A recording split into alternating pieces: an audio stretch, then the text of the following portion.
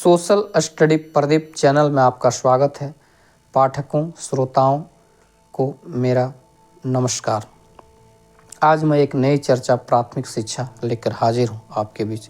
प्रारंभिक शिक्षा या प्राथमिक शिक्षा शिक्षा का प्रथम चरण है।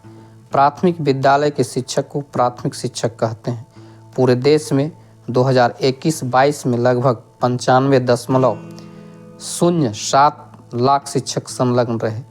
इसमें लगभग 51% से अधिक शिक्षिकाओं की संख्या थी। ज्योतिष के संदर्भ में कुंडली का बड़ा ही अलग महत्व है। कुंडली में 9वां भाव एवं 10वां भाव शिक्षा पेशा का देखा जाता है। शिक्षक पेशा या शिक्षक पद के बारे में विचार करने के लिए 9वां भाव को प्राथमिकता दी जाती है। भारत में शिक्षक को गुरु का दर्जा प्राप्त है, परंतु शिक्षक और गुरु में कुछ अंतर है। इसको बाद में देखते हैं। एक कहानी प्राथमिक शिक्षक की सुनते हैं। एक विद्यार्थी विद्यालय में पढ़ रहा होता है, परंतु पढ़ने लिखने में सामान्य रहता है। दूसरी तरफ माता पिता की आर्थिक तंगी समस्या विकट थी उनके पास, और सारे उनके मित्र पढ़ने लिखने में अच्छे थे। गांव के इर्द गिर्द जिले ब्लॉक में और जिन लोगों से भी उन्हें भेंट होती, वो अपने आप को पाता कि वही सबसे कमज़ोर पढ़ने में, क्योंकि पढ़ने में उसकी मन स्थिति अच्छी नहीं थी। उसका मन चंचल था, इसलिए अच्छा पढ़ने में उसकी स्थिति में भी सुधार नहीं हो रहा था। और माँ बाप की अलग से परेशानी। समय के साथ लड़का बढ़ता है, फिर वो सोचता है क्यों न प्राइमरी शिक्षक बन जाऊं। अपनी इच्छा के मुताबिक प्राइमरी शिक्षक बन गया। बड़ा गौरव था, धर्म का काम कर रहा हूँ, शिक्षा का अलग जगा रहा हूँ। अपने आप को शिक्षक होने पर गौरवान्वित महसूस करता था। सोचता था कि बड़ा एहसान का काम है। शिक्षकों का सामना तो हमेशा ग्रामीणों से होता है। ग्रामीण पृष्ठभूमि में जुड़े होते हैं प्राथमिक शिक्षक, या कहीं भी प्राथमिक शिक्षक होते हैं। सामान्य लोगों से ही उनकी हमेशा रूबरू होती है। गरीब सबसे निचले तबके के लोगों से अत्यधिक उनका मेल जोल होता है, क्योंकि उनकी भी आर्थिक स्थिति उतनी अच्छी नहीं रहती है प्राथमिक शिक्षकों की। अब शिक्षक अपने कार्य में लग जाते हैं। अब उनके साथ शिक्षक बनने के बाद एक नई समस्या आ जाती है। अब रोज़ रोज़ शिकायत आने लगी कि बच्चों को मास्टर जी मारते हैं, बच्चे जी मास्टर को पढ़ाते नहीं बल्कि स्कूल में जाकर झूकते हैं। शिक्षकों को तो पहले से ही पढ़ने में लोग कमज़ोर समझते हैं। अब नया ताना आने लगा कि एक तो पढ़ना लिखना आता नहीं और चले मास्टर बनने। काफ़ी शिकायतों के साथ बच्चे के अभिभावकों को शिकायतों को झेलते झेलते युवा अवस्था था पार कर गए। युवा अवस्था में पहुँच ही चुके थे। उम्र भी शादी की थी, शादी हो गई। नई नवेली दुल्हन, खुश मास्टर जी थे और दुल्हन भी खुश थी, क्योंकि दुल्हन जो ठहरी मास्टरनी, बेचारा मास्टर जी स्कूल से आने के बाद खाली रहते, क्योंकि उनके पास और सारी नौकरियों की अपेक्षा शिक्षक की नौकरी में समय लोगों को मिलता है। तो मास्टर जी को जो भी समय मिलता पत्नी के पास जाते, पत्नी से मिलते। अब पत्नी को रोज रोज का समय से तंग। कुछ ही दिनों के बाद पत्नी अपने नए विचार चालू कर दिए। पत्नी बोलती झाड़ू लगाओ, रोटी बनाओ। अब एक नई समस्या शुरू हो गई, क्योंकि साथ साथ रहते। मास्टर सोचते शायद दूर में नौकरी रहती, 6 महीने पर घर आते तो पत्नी से तो कम से कम बचते। अब बच्चे पत्नी भी हो गए, पत्नी के बाद बच्चे भी आए। इनको क्या पता था बच्चों को कि मास्टर जी का वैल्यू बाज़ार में क्या है। लाख मास्टर समझाए अपने घर परिवार बच्चों को, लेकिन बच्चे तो अपने आप को राजा ही समझते थे, धनवान ही समझते। और मास्टर जी की जेब हर वक्त खाली, ऋण, कोई उनका सुनने वाला नहीं, मानने वाला नहीं। एक समाज में ताना बाना, दूसरा लोग ये सोचते कि मास्टर जी बैठे बैठे तनख्वाह लेते हैं, उनकी अलग ही, कुछ करते तो हैं नहीं। और ये लाजमी था, बोलना था, क्योंकि अब लोग उनसे बहुत कुछ सीख गए थे, बोलना, पढ़ना, लिखना। तो अब उनको भी जवाब देने में सक्षम थे, सो तो जवाब देना ही था, क्योंकि लोग चालाक हो गए। अब मास्टर जी को जवाब देना सब सीख ही गए थे। तंग मास्टर साहब सलाह के लिए एक अपने अच्छे मित्र के पास गए, जो कभी उनके निकट मित्र थे, लेकिन वो पढ़ने में बहुत होशियार थे, पढ़ने लिखने में काबिल थे। वो आगे बढ़कर बड़े पद में गए थे। वो तो ज्वाइन किए थे कन्या अभियंता में, सो बन गए प्रमोशन से चीफ इंजीनियर। उन्होंने कहा, तुमने पढ़ाई में नौकरी ही ऐसी पकड़ी, कुछ अपने पारिवारिक से कहीं ज़्यादा रोजगार पर चर्चा होने लगा। फिर वो अपने अन्य मित्रों की बखान चलने लगी, जो उनके सहपाठी BDO ज्वाइन किए थे, सरकार के अपर सचिव बन गए थे, कोई कमीशन के परीक्षा नियंत्रक, कोई यूनिवर्सिटी में एग्जामिनेशन कंट्रोलर। सभी की कहानियाँ अलग अलग थी।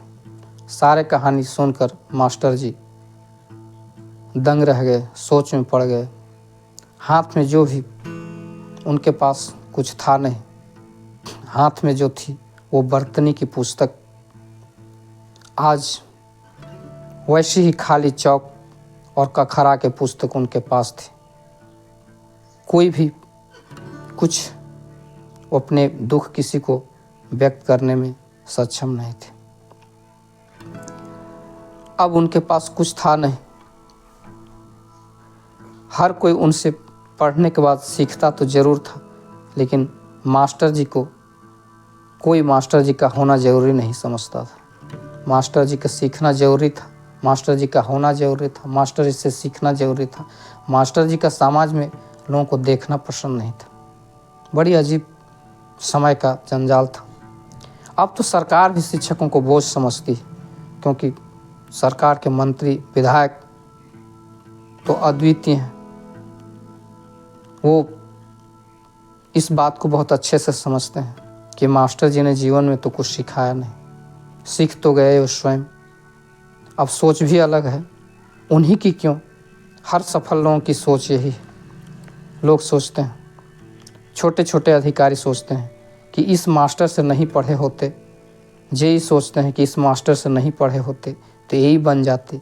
यही सोचते हैं कि यदि मास्टर की जगह कोई और पढ़ाया होता, स्किल्ड आदमी, तो आज हम बड़े अधिकारी होते।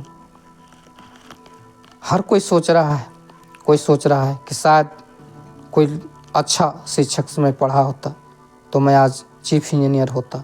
MBBS सोच रहे हैं कि यदि कोई और अच्छे शिक्षक मिलते तो मैं MD होता।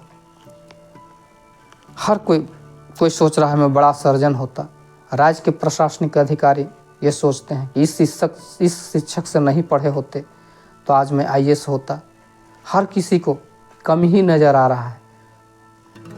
सांसद महोदय भी सोचते हैं, विधायक भी सोचते हैं, ये मास्टर से हाथ नहीं पड़ता, पाला न पड़ा होता तो आज मैं मंत्री होता। मंत्री सोचते हैं मैं मुख्यमंत्री होता, मुख्यमंत्री सोचते हैं मैं प्रधानमंत्री होता। हर किसी को कमी ही कमी नज़र आती है प्राथमिक शिक्षक से।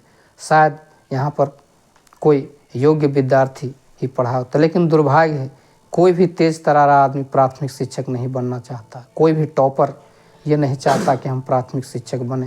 लेकिन हाँ, बड़ी अच्छी चीज़ है कि कहीं से कुछ न मिले तो जूता रख दो प्राथमिक शिक्षक के सिर पर। कौन जूता खाने जाता है? पढ़े लिखे लोग जो पढ़ने में अव्वल दर्जे हैं, इतने बेवकूफ़ तो नहीं हैं कि वो जूते खाने के लिए सबसे नीचे जाए प्राथमिक शिक्षक की कुर्सी पर। क्योंकि बड़े लोगों को पता है, सीखो प्राथमिक शिक्षक से ज़रूर, लेकिन इनको समझना बेकार ही है। इनको समझना ही बेकार है। सीखो ज़रूर, समझो ज़रूर, लेकिन इनको भी समझो बेकार, क्योंकि बच्चों के साथ रहकर बच्चों के ही बराबर है इनकी बुद्धि, परंतु इनकी कौन सुनेगा।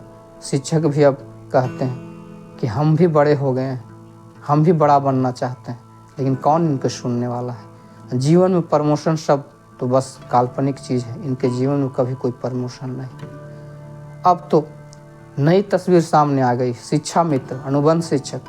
इनकी ना तो कोई महंगाई होती है, न कोई ज़रूरत होती है और न कोई प्रमोशन की ज़रूरत है। बहुत ही मज़े की पद है ये, बस काम दिला देना है, बाकी इन पर चिंता ही नहीं करनी है। जैसे पत्थर को आप कहीं रख दो, वो न आ सकता है न जा सकता है, पड़े रहता है। ऐसे बहुत अच्छा हुआ कि समय ने इस नए पद का सृजन किया गया। बड़े मज़े की बात है कुछ लोगों के लिए।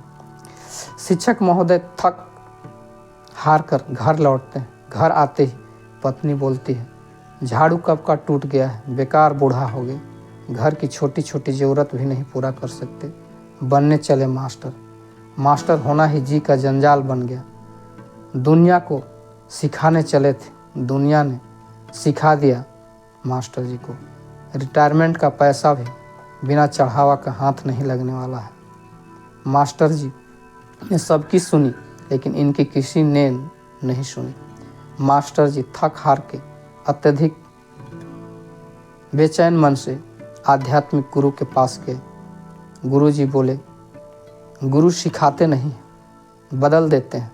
शिक्षक सिखाता है, थोड़े इम्प्रूव करता है, थोड़ा बढ़ाता है, पर बदलता नहीं है।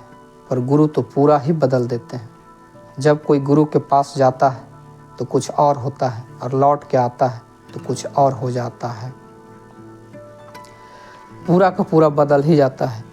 गुरु जी ने मास्टर को सांत्वना दी, थोड़ा देर रुको तो तुम्हारे सामने ही मैं बड़े बड़े अधिकारी, मंत्री, विधायक, डॉक्टर, व्यवसाय सब के सबों को नंगा कर दूंगा। चिंता की बात मत करना, किसी प्रकार कोई चिंता ही नहीं है, किसी को कुछ भी हाथ नहीं लगेगा, मैं तुम्हारे साथ खड़ा हूँ, सिर्फ धैर्य तो रख। तब से मास्टर जी अलग ही अंदाज में खड़े हैं धैर्य के साथ, और इसी धैर्य के बहाव में हर साल 10 साल में नई क्रांति आती है, पुरानी विरासत बह जाती है, नई विरासत आ जाती है। इस बहाव में सबको बहना ही पड़ेगा, कोई बचेगा नहीं। बस तो रह जाएगा अफसोस कि मैं वो बन न सका प्राथमिक शिक्षक।